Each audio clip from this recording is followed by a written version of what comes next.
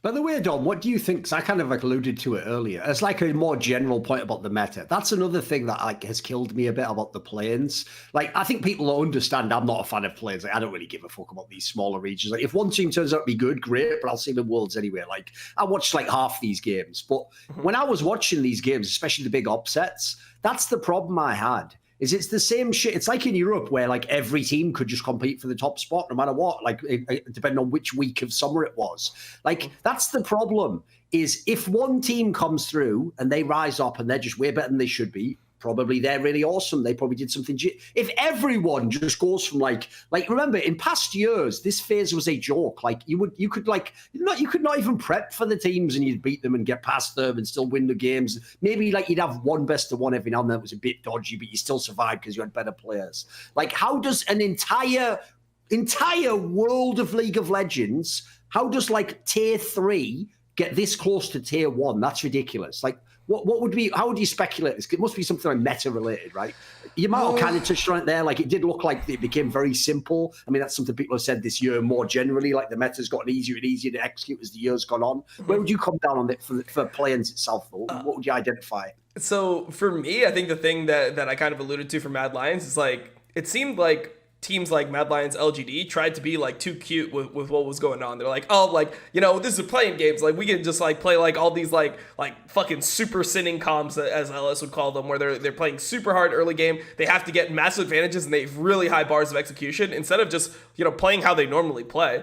When you watch Mad Lions play in EU, like sure they'll run like a Lee Sin, but they always have like late game to back it up. When you watch LGD play, like they were way more willing to go for like things like the Orianna. It seems like a lot of these teams, like it took them a while to just like reel it back to be like, okay, you know what? Like Ornn is actually just OP. Like these champions that are being played right now are super strong.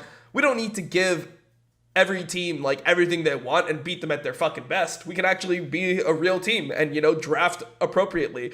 So I feel like a lot of the reasons why these teams ended up looking so bad is because they were just getting like massively outcomped, or the bar of execution on their comp was way too difficult. It's like you can't go into it thinking that the team that you're playing is absolutely shit, right? You still have to respect them to some degree and you know, draft like they're an actual team.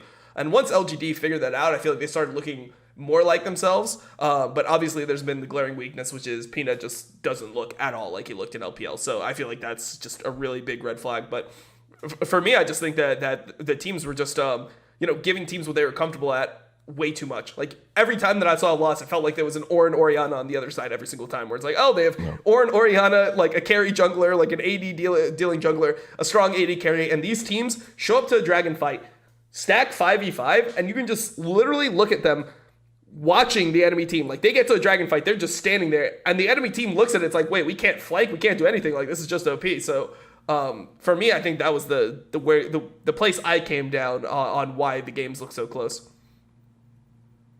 Sure. Yep. I actually thought Yamato's point earlier was a very good one related to coaching as well, which is essentially, think about how he explained what he would do in those circumstances. Like, yeah, he was talking about when sometimes he had the idea, like maybe it's like basically that's a classic thing that happens if you're a leader in the game. It happens in Counter-Strike if you're the tactician. Basically what it means is you call something, it doesn't work, but in your brain it still makes sense. So you're like, no, that would work if we did it again. Like we should miscommunicate this aspect. But the point is, you know, you have confidence in your call, basically. It's the right read on the meta, etc. But if you notice, his other approach he was talking about was essentially he just had very frank conversations with key members of the team, as in he knew that when he had this conversation, we had to be truthful. Like in this case, if he had wonder, he was doing the opposite. He was going like, look, bro, you're going to be fine. Like, obviously, you're going to dominate this matchup. Like, that means you know your personnel, though. Now, that's where, by the way, if you're new at being a coach, you're just playing being a coach, you're going to run into a lot of fucking hard times when you've got a team problem like this. Because if you go to your player and your whole relationship has been, I'm your friend, not your coach, and we're all mates, and I'm just like the sixth member of the team. When you then say to that player, you know, we're having troubles in this area. Can you pick this champion? Do we have to ban this champion? If that guy thinks it's a movie and he just goes, yeah, sure, coach, I can do whatever the team needs, then you're going to fucking lose. Like, that is a terrible scenario to be in. It would actually be better if the guy just told you, you know what? No, coach, I fucking suck. It's just fucked up, but I'm actually kind of choking right now. Like, I'm having real problems in the game. Like, can we just, like, keep me away from these things. You know what? Can you put me on something simple? Give me something that's very basic that you know I can do.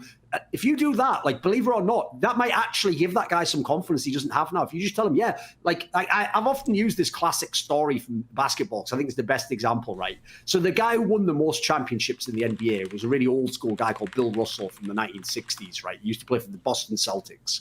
And there's a brilliant story because the fact that he won the most championships, right, isn't even vaguely close that he was the best player. He wasn't. He wasn't even the best player in his era. Like, there was actually people like Wilt Chamberlain were like way better, like individual players. But the secret this guy had was he had like one of the strongest understandings of like how teamwork like affects the game. So there's this story, right, where he had a young guy who like later on went on to be like the fucking like commentator for the Celtics, or I think it was called like Tommy Hyson or something. And he basically went to this guy. I think that's who I'm referring to. He went to this guy, and this guy was like a rookie at the time, but was like a shooter in basketball. So what he did was he went to this guy and told him, like, look, I can see you're like nervous when you play it. So here's what I'll do, because since Bill Russell was the center, which is the role that gets at the rebounds and stuff, he told that guy, when you like shoot a shot or something, don't even worry about getting the rebound. I'll get the rebound. You just like get yourself in position for every shot. That way, like when you're ready, we'll just feed you and like don't worry about that. So what he essentially told that guy was like, here's something like minor that's fucking your game up. Like you're overthinking it because you're not good at it. Like, I'll just take that off your hands, mate. I'll just do that and you just do some. Essentially, by the way, if you did that conversation wrong, you kill the guy's confidence because what you're saying to the guy is you're fucking up right now and can't even do some basic stuff. If I say it like that, the guy's destroyed. But if I say it the other way and make it sound like I'm doing him a favor, actually, that might get him on board. Remember, in this case, we're talking about coaching to win one game or win two more games. Just tell Rome the rest tomorrow. Just tell Rome, hey, man, like, all you got to do, we're going to pick you a tank and just try to CS as best you can. Go even in CS. Fucking just don't get solo killed in lane. Don't try to kill the enemy guy, the enemy don't either. Be cute. Yeah, just fucking show up, be a tank, show up to a team fight. That's fine. That's all he needed to do versus Armut to win that series versus Supermassive. Armut was hard gapping him every fucking game. I mean, just look at what happened. Like, they're calling for a gank. Graves or Renekton. Malphite is almost double killing them. Yeah. Level 5, flashing into the turn. If you know how that matchup's supposed to go, Renekton absolutely dicks Malphite until like way later on in the game. You should theoretically have like 30, 40 CS lead. Like, if you've ever played that matchup, you take the right runes, Dorn Shield, second win, stuff like that, unplayable for the Malphite. He literally just can't even CS. But he's trying to do too much. He's like, fuck, this guy's shitting on me. No, man, he's Wildcard. I gotta shit on him. No, you don't. You got the better mid laner. You have the better bot lane. Yeah, hopefully. Let yourself be carried. Come on, bro. Yeah, just relax, man. Just let yourself, and just pick a fucking tank, dude. Just blind Scion.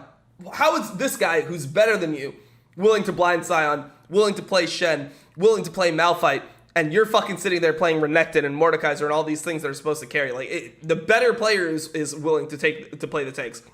Why can't you? So, yeah, I think Bad Lions, we've kind of beaten the topic to death, but obviously it was a huge story, right? Biggest choke, what a lot of... God. Dude, that's one of the biggest upsets in the history of League of Legends. Yeah. To lose the best of 5 like that. It's the first time... It will never be forgotten. Yeah. It's the first time a team from a major... That kaboom shit that everyone still memes like fucking Alliance. Well, that was the best of 1 once. You fucked up 1 draft, essentially. Like, dude, these guys had to lose a whole best of 5 series. Yeah, and I mean, people will be like, oh, well, HKA didn't make it out, so it's not really the first... Dude, this is the first real... Who gives a fuck about HKA? I know. HKA, like, who the fuck are those guys, bro? Like, we're talking about like Mission and shit from like fucking 2018. I don't even remember who else was on that fucking team.